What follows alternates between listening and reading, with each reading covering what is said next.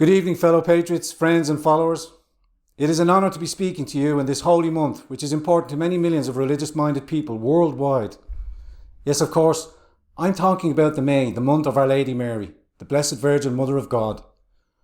During these troubled times, many in Ireland's nationalist community will no doubt be concerned at the rise in anti-nationalist hatred being stirred up by politicians, journalists and NGO soy boys and cat ladies.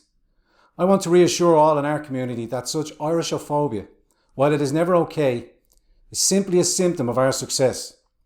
You see, patriots, our opponents are worried.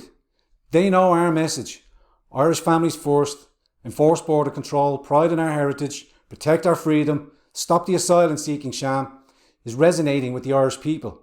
In the midst of a pandemic crisis that has been inflicted by the cult of globalism and its fatal obsession with mass migration. The very same stumble-born politicians who told us they couldn't lock up the arrival gates at Dublin Airport in early February are the same politicians who, a few weeks later, locked the whole country down in a state of social paralysis and economic meltdown. Flattened the curve has become, this is the new normal.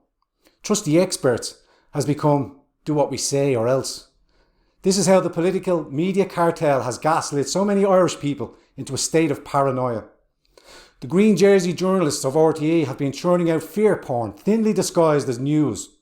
The South Dublin regime propagandists in the Irish Times have seized the opportunity to push their warped vision of an Ireland of bicycle lanes, carbon taxes, of an overweight African refugee for every household. Outside the ivory towers, occupied by educated idiots like Ryan Tubridy and Fintan O'Toole, we know what's going on. We see the storm clouds gathering on one sunlit horizon. Small business will go to the wall, employees laid off, loans called in, mortgages foreclosed. In the months ahead, our nation and people will likely be plunged into a hardship, financial, spiritual, indeed existential. Is this something new for us? Are the Irish people unused to suffering? No, we are not.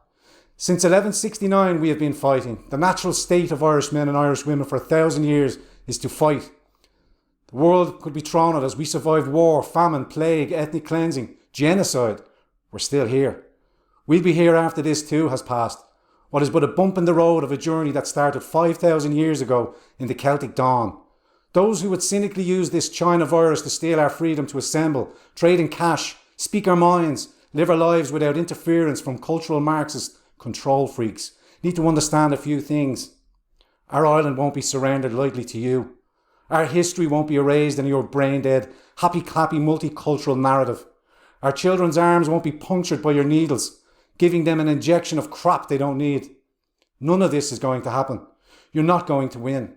Ordinary Irish women, ordinary Irish men and children, and draw the example of 1,000 years of bravery. We won't disgrace our ancestors, and we won't disappoint our children. God bless.